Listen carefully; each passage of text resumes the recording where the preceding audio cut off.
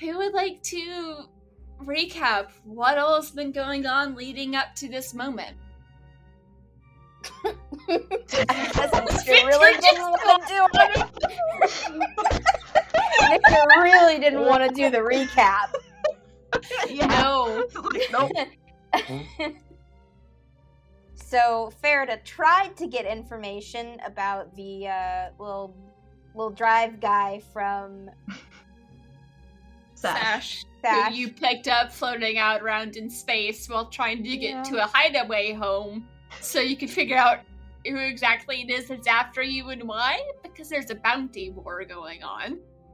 Yeah. She might have been in some danger she didn't know about. It's fine.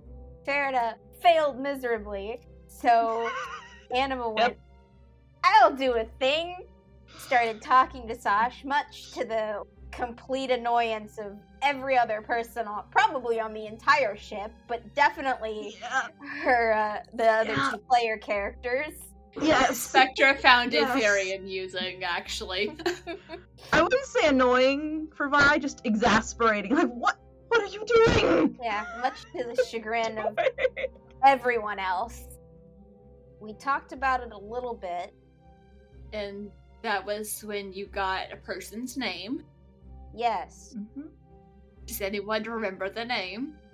Vladimir Benson. I have it written down. I have notes. They're not good notes, but they're notes. I actually have multiple names, so... What's your list of names? There's Valdemar. Found out, let's see, Whisper is actually a human male named Sandro Esman. And then we actually found out about someone from Anima's past, sort of, and her donor. Yeah, we have 3 of the donor's friends. Yeah. Resmond Tremaine. Ayat Barada. And Dilataran Miaro. Yeah, that's what that says. Definitely. My writing is so bad, I can't even read it. Yeah. We also found out that Dr. Miaro was Dottie. Yep. We tried to locate Dottie, and Dottie has gone off the grid. I cry. For a bit. Dottie's been off the grid as long as I have, so... Yep. Yeah. Coincidence? She does sometimes work with a very private company, so maybe she's just busy. Trying to figure out where the hell her friend went. Yeah. Coincidence? Who's to say? Who's to say? I mean, I know, but... You don't count. Because you know. You're the god of the world, you already know it doesn't count. That's where my notes end. Someone else take over. After Sash mentioned the name of the person whose thumb she's been under for a while, Maria called you all into the mess hall. Does anyone remember what about? Whisper wanted to meet with her, or she was trying to meet with Whisper. Oh, also we found out that Vladimir is Trigger, probably. Yeah, that's what we found out. Almost assuredly. And he's in private security. Private security. Also black market arms dealer. Black market arms dealer dealing in blackmail. Mm-hmm. Yeah, we found out about the blackmail. Whisper didn't give us a lot of information except the location of where the blackmail is, and then he told us that there's a large shipment of something that's important. That actually came from the information Sash had stolen from Trigger. Oh, okay. Yeah. He's being very cagey about why he wants to make sure everyone on the ship is alive and safe. Yeah. And why he wants to potentially meet with y'all. But Maria and Spectra seem to trust him, mostly. Vi is displeased. We found out... Yeah, Sorry. No, what were you gonna say? I was gonna say, we talked to Sash again. Oh, before that, Anima had this sudden flash of brilliance, very rare for her character. Because I usually make bad rolls. That the blackmail could be people, like Sasha's sister Sage. So we went back down to Sash, talked to Sash again, and it was. Got confirmed. Which sealed the deal that y'all were gonna go take care of the blackmail vault while the rest of the crew hijacks the weapon shipment so you could take out his power and his reputation. Yeah. And have a lot of very dangerous people pissed off at him, hopefully. Oh. Hopefully at him and not at us. Yeah. Well, I mean, as long as y'all lay low for a while afterwards until things calm down and you're... Oh, we've been so good at that. Look. Since the last time we were trying to lay low, we had a bounty on us, so... You still do. How long did that laying low last, by the way? Because I'm pretty sure we lasted, 5 hours of laying low? Mm-hmm. And then we had an emergency pod that had to be dragged aboard? Yeah, something like that. It felt like that. We were trying to lay low while we were in the Bel Air vault, and almost got attacked by it, or in the Oh yeah, and the research. Paragon Industries. Yeah. Then there was the bar. That was before the Bel Air vault. That was before that. Never mind. Yeah. Let's just recap the entire series while we're here. It's just the recap episode. The title is We Were Supposed to Lay Low. And then... dot. Anyway, Anima promised Sash that she would go and find her sister. Which had Sash crying. Yeah. Because it's not been a fun time for her. And also attempted to mitigate her guilt in getting them into this situation.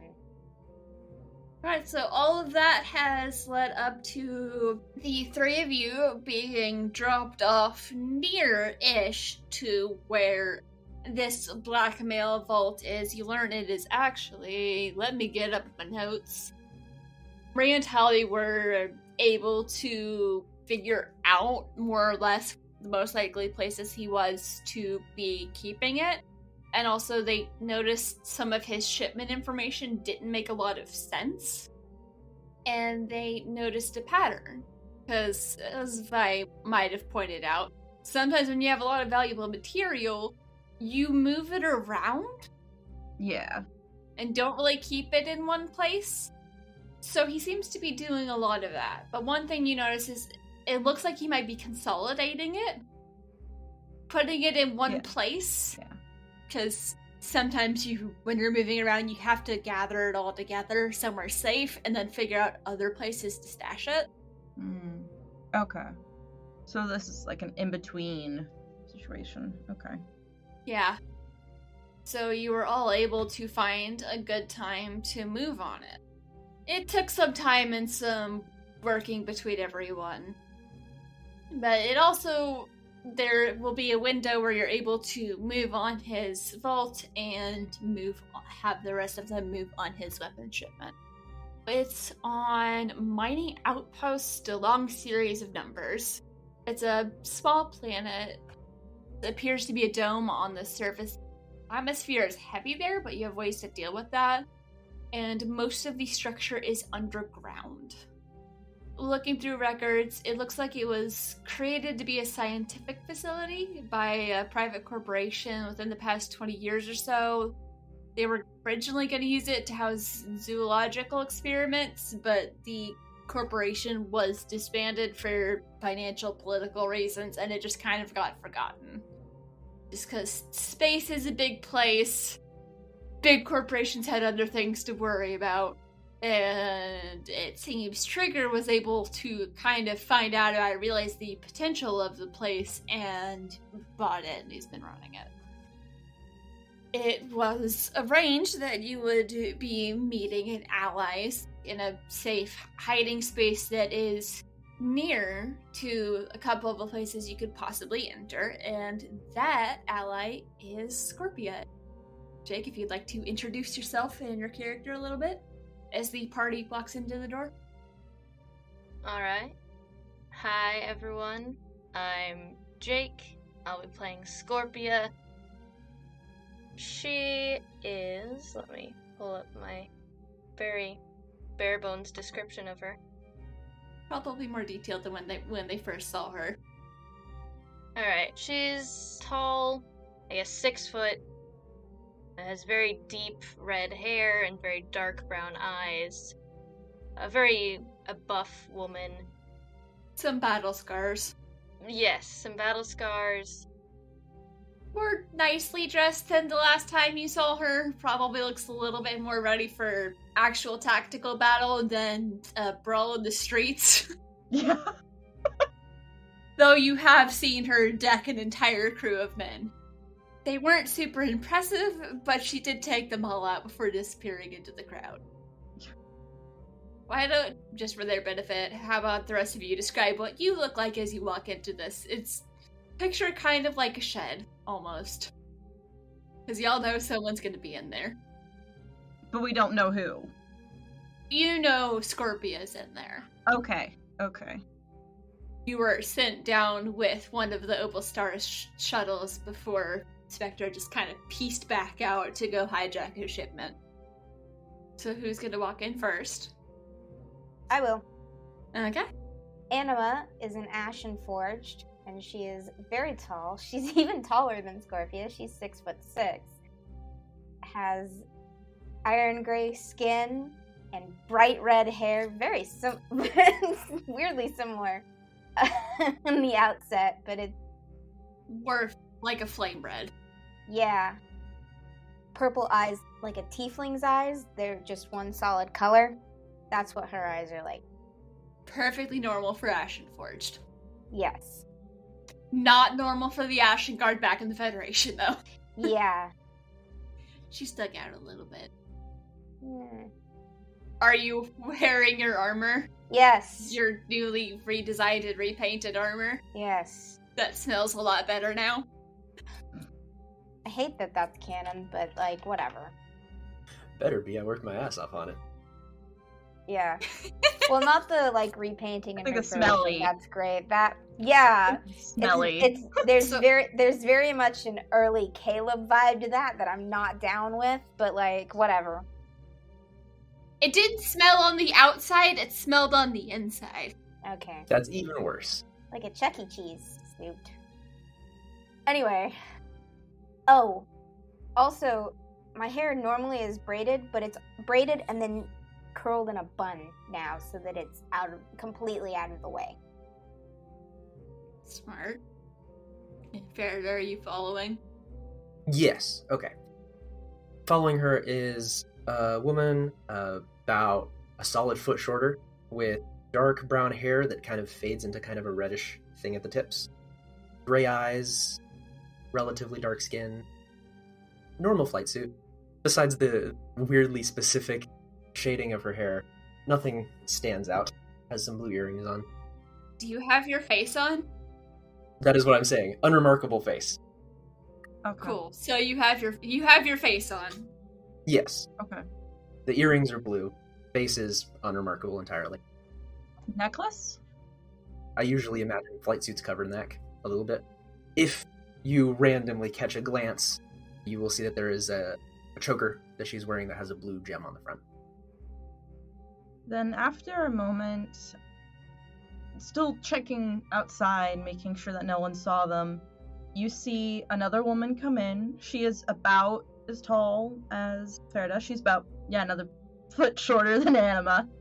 Pretty slender, and she's got dark charcoal gray to black hair, and steel blue skin, and amber eyes. And she's wearing a long coat, a long black coat, and she lowers them from her eyes as she has a dark pair of what looks like sort of sunglasses. She's looking over the rims at Scorpia. I kind of picture your sunglasses can be transitions. They may not go fully clear, but they'll lighten. Yeah, okay. So you can use them in rooms where it's not super light and not just look super suspicious. I mean, Vi's kind of doing this for effect as well. She's gonna probably push him back up in a second. Right, so you all are all awkwardly standing in a room together. Scorpia would have wordlessly watched as you all entered, just kind of giving a nod to each of you. And once everyone is there and the door is closed, Scorpia looks between each of you and asks, "So, what do you know about what we're about to do?" What do you know? So, Anima, do we just let them keep staring at each other? Or, like, what should we do? Because I'm down for waiting for like a good 5 minutes. Also, I will comment, there is a table with stuff laid out on it and stuff underneath it. That would be helpful to know about since Scorpia's been in the room, but I have not, so I don't actually know what Scorpia has with her. Yeah, I will describe. I just want to see how this awkward standoff ends. Yeah. Because you have a unique opportunity to ruin this guy's day. If you stop staring at each other. Okay, what I know is that we're gonna get in, knock some heads if we have to, free the people in there, take any data if there's data, and ruin his life. Second. That goes without saying, but... I think I'm going to enjoy this. Because he's a jerk, and some of the people you sometimes work with have been wanting to do this for a while. So for the purposes of combat preparedness, what is your preferred technique for knocking heads, if I'm going to copy some words? I like being up close and personal. Ah, the opposite of me. Fantastic. We saw that at the terminal, yes. Mm-hmm. Well, I was probably paying attention to a couple other things, but yes, I was not paying attention to you, thankfully. I was. That is to say, I was confident that you would do the thing. Yeah, we're good. Y'all were trying to get in the shuttle and get the hell out of there before you fully understood what was going on there. Yeah. I think Vi was watching her because she was also messaging Maria. Yes. Yeah. Oh, Anima was watching her, because Anima was gonna have to throw down with Scorpia if she got too close. That was gonna go. Faridah just assumed that fight would have been lost if I had to pay attention. I would have been toast. So I was just doing what I needed to do. That would be one way for the world to find out. Mm-hmm. Yeah.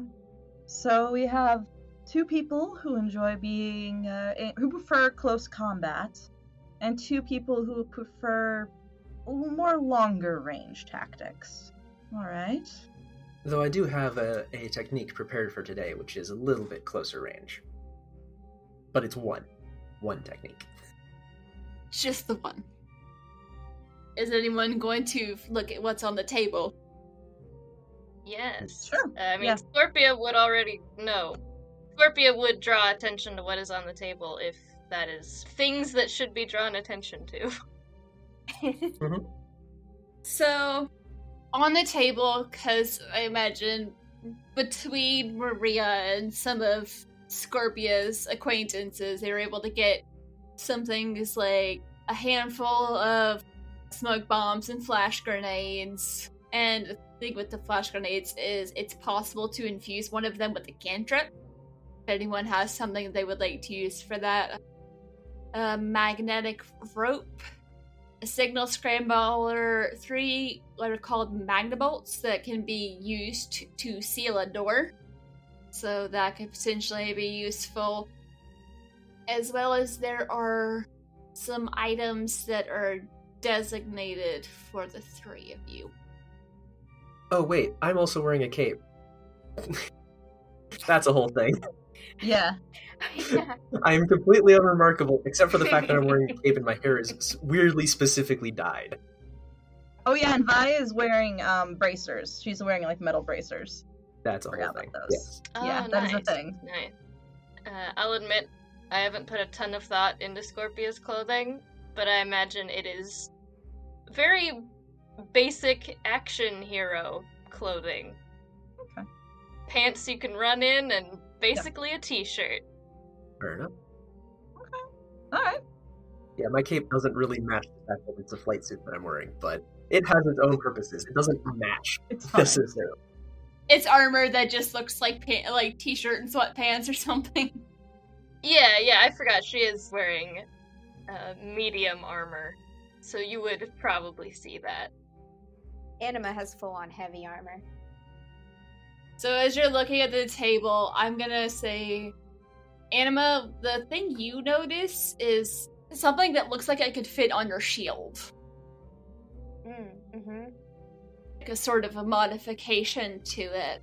Faridah, you notice this device that looks like it could possibly be fitted onto your collar. And Vi, there is a very unique looking dagger on the table that's just calling your name. Anybody good at identifying these? Or do they have equipment labels on them to tell us what they are? My collar's awful close to my head. Alright, so I'm realizing I probably could have said this to you earlier, so I will just say Scorpia explains and then explain it myself, because I didn't think ahead. So, the thing that looks like it fits on a shield, it's an experimental item that's been jokingly named the Surge Protector. And it's a device, it doesn't work all of the time, but mechanically, if anything hits within a certain range, it could possibly blast someone back and cause damage. And you can also willingly activate, and it will send out a wave of sound that will send people flying back. The thing that looks like it goes on the collar, it's called the Sonic Scream. And Oh no. Oh no. Fair enough. basically, once per day, you can use it in conjunction with your actual voice, and it will send out a wave of sound rendering people nearby unconscious. Anyone within 30 feet have to make a charisma saving throw or suffer psychic damage and become stunned. If they pass, they take half damage and aren't stunned. Also, any glass objects nearby that aren't like special ship armored glass will shatter. May I modify that to a Constitution saving throw, which I do believe is the saving throw against loud noises? Yeah, that does make sense. Fixing that. I was gonna say, as soon as Vi hears that about the Sonic Scream, her eyes sort of widen for a second. She glances to Faridah nervously. We talked about making this before. This was a thing that I wanted on this thing initially, so it's super convenient that this is on here. It's a once a day thing, and literally anyone within like 300 feet, I think, will be able to hear it. Well, yeah. It's like Thunderwave. And the blade is the Phantom Blade. Once you have bonded with it, you can mentally manipulate it. Okay. As long as it stays within 30 feet, you can move it just about anywhere. And it acts like an extension of your hand. If it's outside of 30 feet, it'll just drop to the ground. If something breaks your concentration, it'll also drop. And then you can fair. take an action to basically reestablish the connection, but you have to have it within eyesight. Okay. What'd you get, Scorpia? Do you see anything you wanted? I am, as we speak, still figuring out and reading up on how this game system works. It's very similar to D&D, and also I believe isn't there a thing with your class where you can just summon and dismiss your weapon? Yes. Yes. I was also looking at that class for a while. That is the one thing I do know, is that I can summon and dismiss my weapon. And you have lay on hands, basically. Do we all have healing abilities on our characters? No, Vi doesn't. Vi doesn't. Anima does, technically. I have an item that has healing abilities on it. Ah, right. Yeah. Vi just murders. It's fine. Vi has actually not murdered so far this campaign. Yeah, yeah. Never mind. I only have one pseudo healing ability, and it's stabilize. So I'll stop you from dying. Lack of death is good. Lack of death is very good. Yes, lack of death was my priority. So, you'll have things that can be used for distraction. You've got something you can use to lock the doors, and you also, Scorpia, there are 2 ways to get in, one through a sort of back entrance nearby, and one through what is known as Fungal Grotto. That's not a fun way to get through, but there's probably not a lot of people paying as much attention to that, because ew. I have a quick mechanics question. So is Vi bonded to the Phantom Blade right now, or not? We'll just say that you are, or you can bond with it while you're planning. Okay. Vi will bond with it. Not sure what that entails, but... Just sit there stroking it. My precious. Precious. And then she pets her brain. Her other weapon's like, don't worry. I still love you all. Try looks very weird. It's fine. Nasty hobbitses. They can't take you away from me. You may notice that Scorpia is completely unfazed by any weird talking to weapons. Does Scorpia have a special relationship with her weapon? Or does she just have weird friends? No, but Scorpia has weird friends. Yeah. So y'all got cool stuff? Yeah. And figure out how to attach the surge protector to my shield. Would you like some help with that? Sure. Scorpia would also give any assistance in learning about the weapons, as she would have made sure to know what they were before handing them to people that she's going to be working with. Yeah. And she'll detail the 2 ways of going in, through the back door and the fungal wastes, listing pros and cons that she would know, but I do not. Yeah, one's gross, you don't know how well watched it is. The other one, there might be a guard room nearby. And some of your friends have been trying to keep an eye on guard rotations, but the information's been kind of iffy. Because they haven't really been able to get close, but also the small building you're in right now, there's a place that can be used as an escape route. So you can find your way out and away and disappear and then get back to the shuttle. Actually, y'all are gonna have like a bunch of people with you and like one shuttle? I was gonna say, I'm assuming those logistics we figured out beforehand. Yes. There is a place nearby. It'll be a bit of a walk, but with the escape route, you'll be able to get there, and it'll be a place where you could basically just hole up and lock the doors until your ride comes. And there's like food, medical supplies. Might actually be a place set up by Scorpia's friends. So, let's make a plan.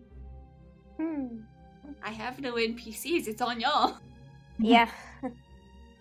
I sent all of my NPCs away. You did indeed. I'm assuming we know where the front door is. Yeah. Yes. Scorpia will explain where the front door is. Okay. Front door's probably going to be very heavily guarded. Like, very, or welded shut. Because it's a building that just never got used, but there's a back door, too. That might be one of the main entrances, or they might have another. There's 2 that you know of. Scorpia, I was wondering, do you have a personal stake in this, or any particular reason why you're helping, or is it just Maria calling in a favor?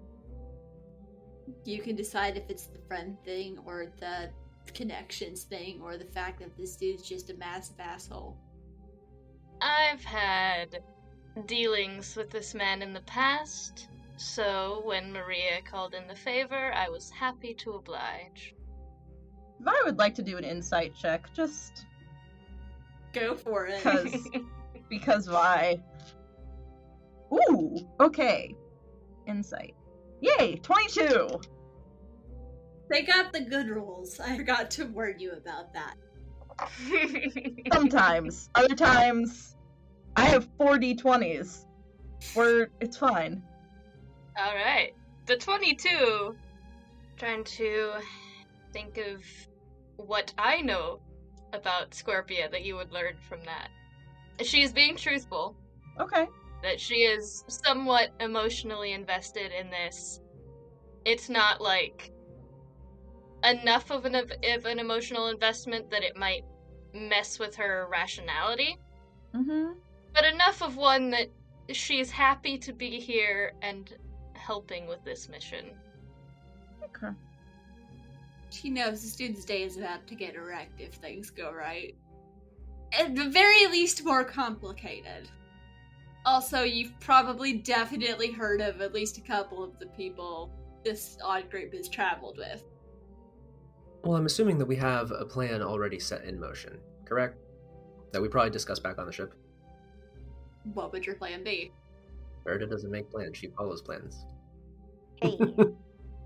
So, we don't have any insight into what the inside of this thing looks like necessarily, do we? Well, judging from the name, one of them sounds more organic than the other. There might have been some rough blueprints you were able to find from back when they were planning on what it would look like, and it's gonna have a central area with some offshoot areas that could have been originally designed to be labs or observation rooms, but they didn't get very far in building beyond just the structure and air and electricity and running water and stuff like that. They got the basics, but they hadn't got into specializing before the corporation just decided it didn't want to exist anymore and got absorbed into several others, and the building got forgotten. Okay. So assuming these blueprints are still accurate. It actually kind of looks like a turtle, not gonna lie. It's a weird turtle, but it looks like a turtle. Okay. The entryway would be the head, and the grotto's one of its little legs. And then it's got like two other legs, and then a tail, which is a bigger area, you think, maybe.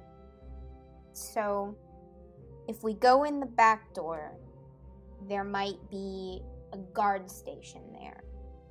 And if we go in the wastes, it would be more sneaky? Possibly. Possibly, unless there's other life. There's wildlife in there, then maybe not, but...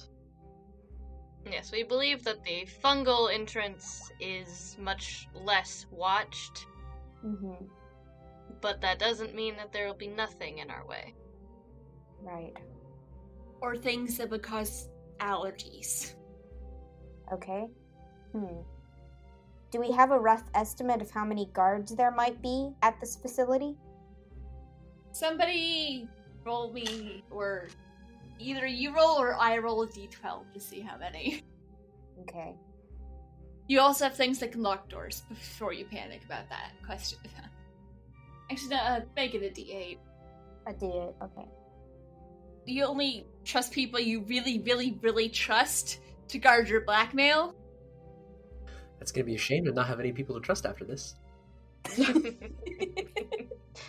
Indeed. Yeah. I'll roll it, I guess. Yeah. 7. There's like about half a dozen guards, usually. Okay. You're not sure how active they are or in what place they would be. Do we have any idea how many people are being contained in this facility? Scorpia, roll me lore. Lore. Alright. Because some of your friends have been watching for a while, but it depends on like when you remember. Which should be intelligence. Oh boy. That's a 3.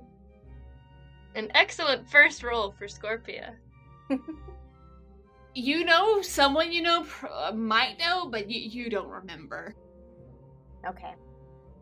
So, if that's the case, if we don't know how many people there are, we're going to have to check the whole facility.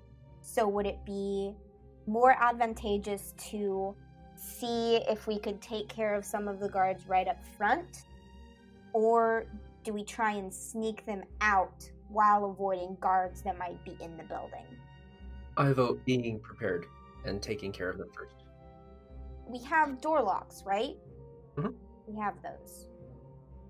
You have 3. Yes. Because we could do stuff like lock them in rooms and kill the power to the room, Yeah. for example. Yeah. And then never even participate. Mm-hmm. So if there are people inside the guard room when we get there, we could send someone sneaky like Vi and have her lock them in there and then go in and take care of anyone that's not already in there. What do we think of that? I agree. Fungal Grotto sounds fun, but environmental controls are not something that it looks like everybody's equipped for. And that sounds like it could be problematic too. We should probably set up that signal jammer either way, so if we do lock people in, they can't call to their colleagues. Yeah. And the thing with the signal jammer is, like, it can be used to short out cameras that's got, like, a 30-foot radius. So then my vote is backdoor. Mine too. Backdoor would be best, probably. Alright, then if we are in agreement and ready, I'll lead the way. Right behind you. I'm guessing y'all are gathering all the things. I also forgot, there's a thing that kind of looks like a badge, except for it's blank. Okay. Seems to have some kind of faint pattern on it, and somehow someone's been able to infuse it or artifice it to the point where, like, this paper can be used to convince someone that you're not. So it gives you advantage on persuasion checks when trying to convince someone you belong there. It's called Elusive Page. That could be useful. Casey, are you making a face at me? I can't Yes, tell you're I am. pixelated. I'm definitely making a face at you. Good to know someone got it. Mm-hmm. Basically, I found a way to add psychic paper. Yeah. Yeah. But there's one. One. Okay. Is it single use, I'm guessing? It can be used multiple times, but if you try it multiple times with the same person and don't succeed, Okay. yeah. Because you can only tell someone, no, I obviously work here, see? Before they're like, no. Yeah, okay. Perhaps it would be good for someone who's good at changing what they look like to have that. Or alternatively, give it to somebody who is not exactly the best at hiding who they are. Yeah. Or someone with high persuasion. Or someone with low persuasion to give them a boost. That's what I mean. Yeah, that's true. I was thinking in case of low rolls on both cases, but yeah, that'd be best. May not actually be useful, but could be fun. Going in the back door? Yeah, let's do it. Alright. More straightforward. So, Scorpia leads the way, and let's have some stealth checks. Did Vi just stealth out of existence? I mean, she didn't crit, but yeah, with her, proficiency, yes. She got a 26. Very nice. Yeah, Scorpia got 6 on stealth. Oh no. And what was that for Faridah? 10, but I would like to know what we're walking into, because I don't know if she would start sneaking immediately. It's a natural 1. Anima trips out the door. Like I said, I would like to know what we're trying to sneak into first, because I don't think I would start sneaking immediately. As you're leaving the building you're in and starting to go, because Scorpia is leading you, it's a bit of a walk. There probably is some places where you can find cover, but it is a few minute walk before you get to the door. I think Scorpia would be the only one that knows how far the door is from here. You're a disappointment. See, I don't even have disadvantage because I have an ability as an Ashen Forge that keeps me from having disadvantage while wearing heavy armor, and I still got a natural 1. Your heavy armor catches on some stuff, so there's a bit of jingle, jingle, jingle, jingle, jingle, jingle, and then you trip over a rock. I was gonna say, with the nat 1, wouldn't she almost faceplant? Yeah. Mm-hmm. There's some jingling before a blam. No damage because you're in your heavy armor, but also the atmosphere here is heavier, so that's got you all discombobulated. Also, it smells really nice in here. It's weird. Because as soon as the noises start, Vi probably starts to sort of edge away from them, hoping no one will stealth, being like, nope, mm-mm. Epic. Great start. This could also be funny. Scorpia, give me a survival, see if you can figure out how to get back there. Or just like a straight intelligence. I would definitely prefer survival, if I can choose between those. Yeah, wait, whichever. Do you remember how to get back there, and can you sort of retrace the path? Because you've taken some time to measure the distance and stuff, I assume. Not gotten too close, but... That's a 12. Every so often you start to detour a little bit, then you remember, wait, it's more this way. Also, the clunking is a little distracting. And Faridah, are you even trying to sneak? We're too far away from the building for right now for me to be sneaking quite yet.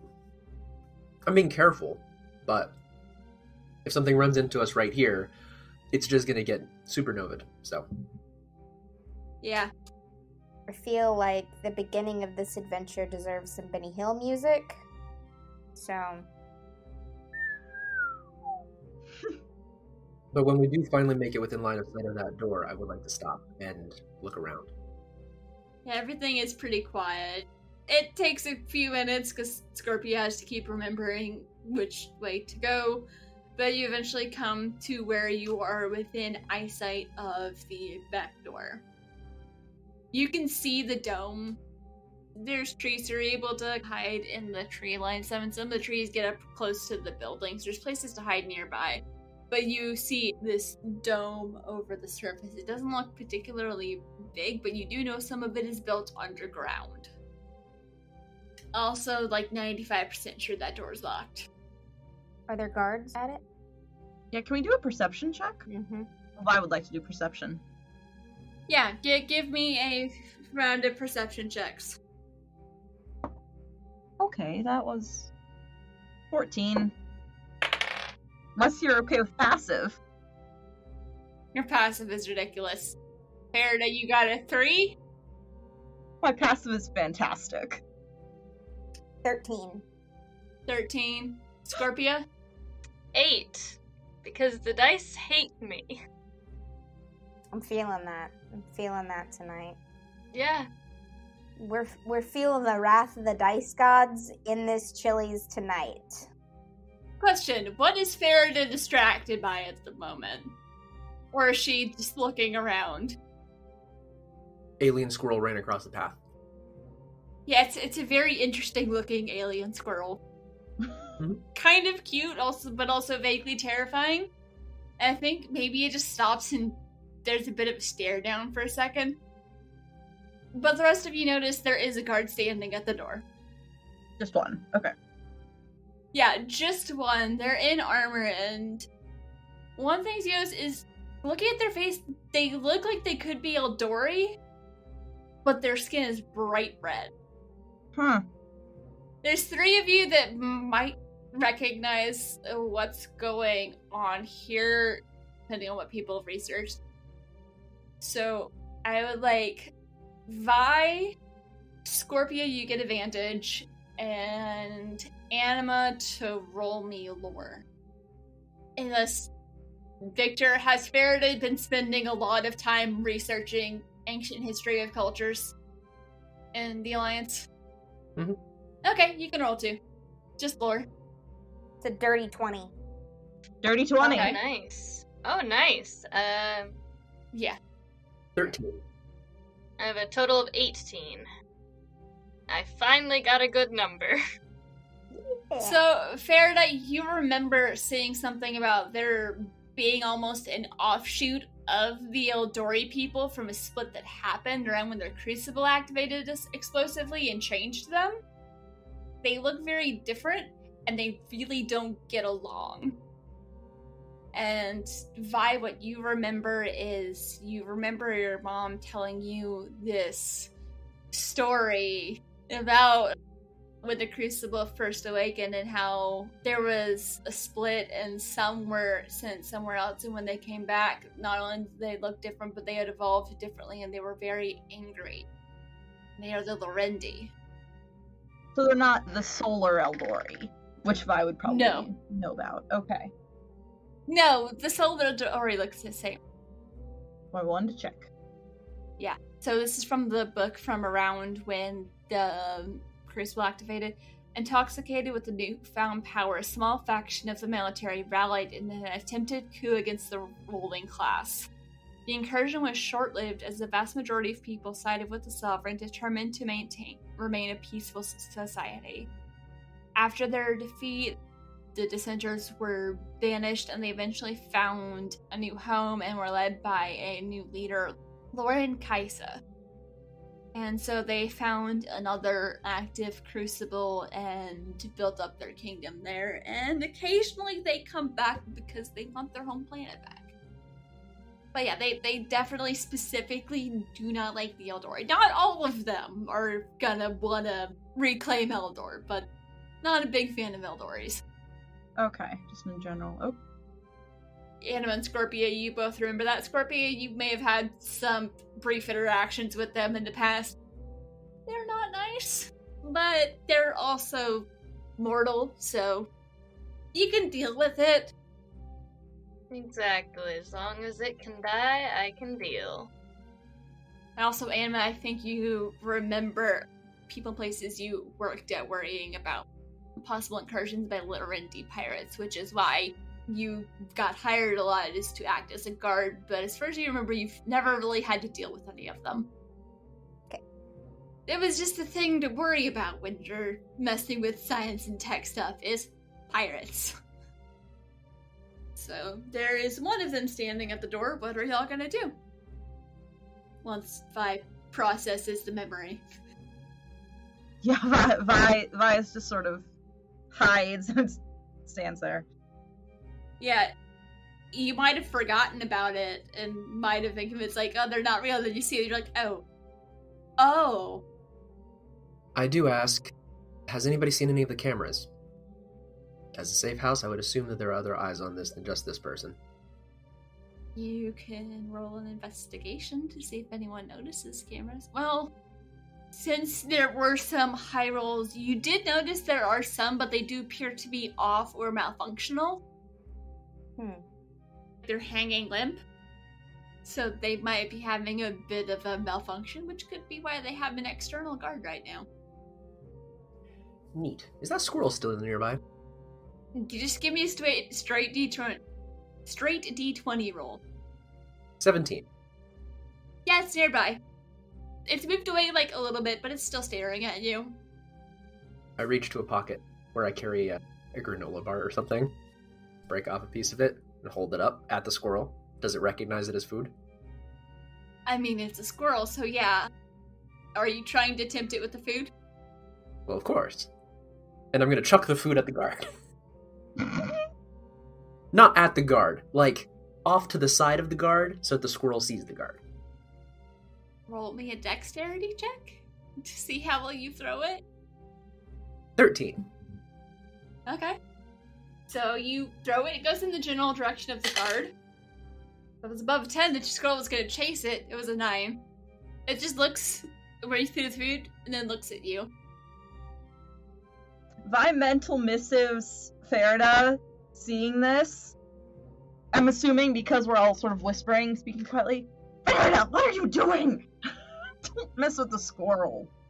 Well, you're not going up to go stab him, so I was going to find a way to distract him. So that you could go up and stab him. Warning would be nice. Before. Have I ever given you a warning? You could try throwing the squirrel.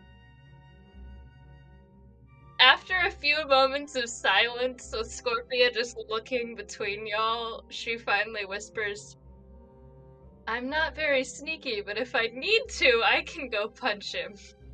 I just might make some noise when I do it. No. Let's come up with a plan, because if we startle him and he starts using his communicator, we could be in a lot of trouble. So we either need to turn on the signal jammer right now, or need to sneak up on him. I just wasn't sure what was going on with the squirrel.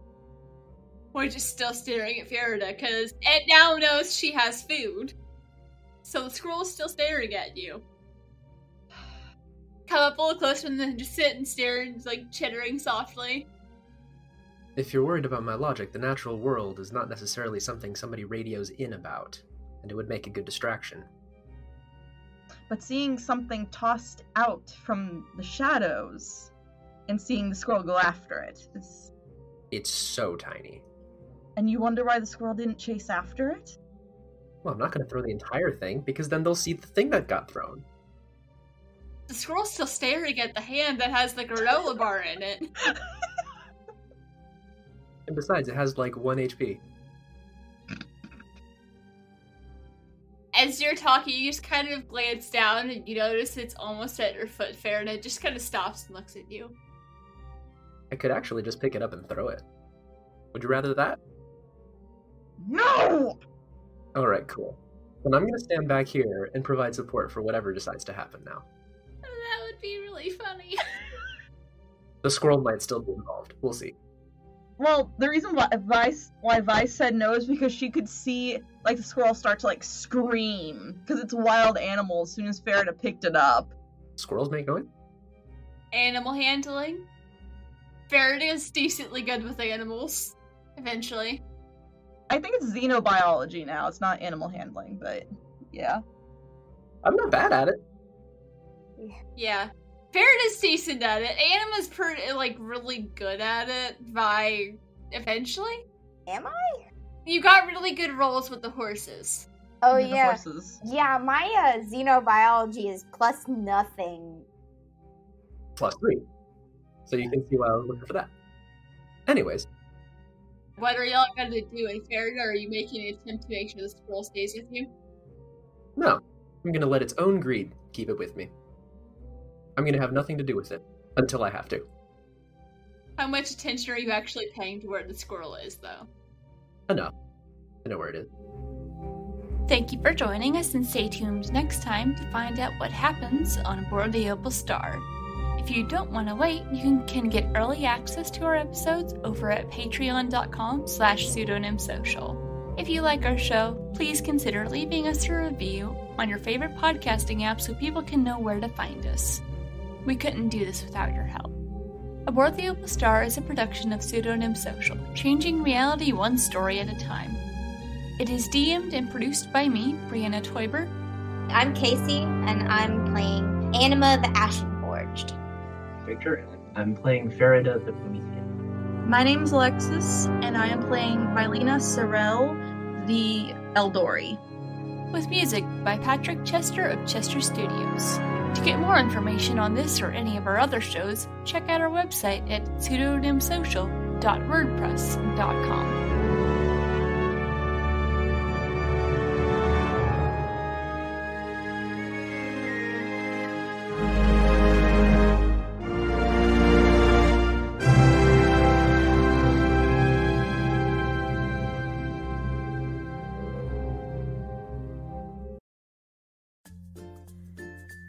Hey there, I'm Megan Catherine, host of Girl Meets Nerd, a podcast about my adventure into the Nerdverse and your beginner's guide to becoming one. Up until a few years ago, I had only ever played Mario Kart and Monopoly, but then I met a very cute nerd who spent most of his time exploring imaginary worlds with his friends. Very quickly, I was won over by this nerd and his fantastical world of games and adventure. Join me on the Girl Meets Nerd podcast as I explore video games, board games, Dungeons & Dragons, and much, much more. You can find the Girl Meets Nerd on pretty much any music streaming service, including Spotify, Google Play, and iTunes. Don't forget to follow me on Twitter and Instagram at Girl Meets Nerd Podcast so you don't miss a single drop of nerdy goodness.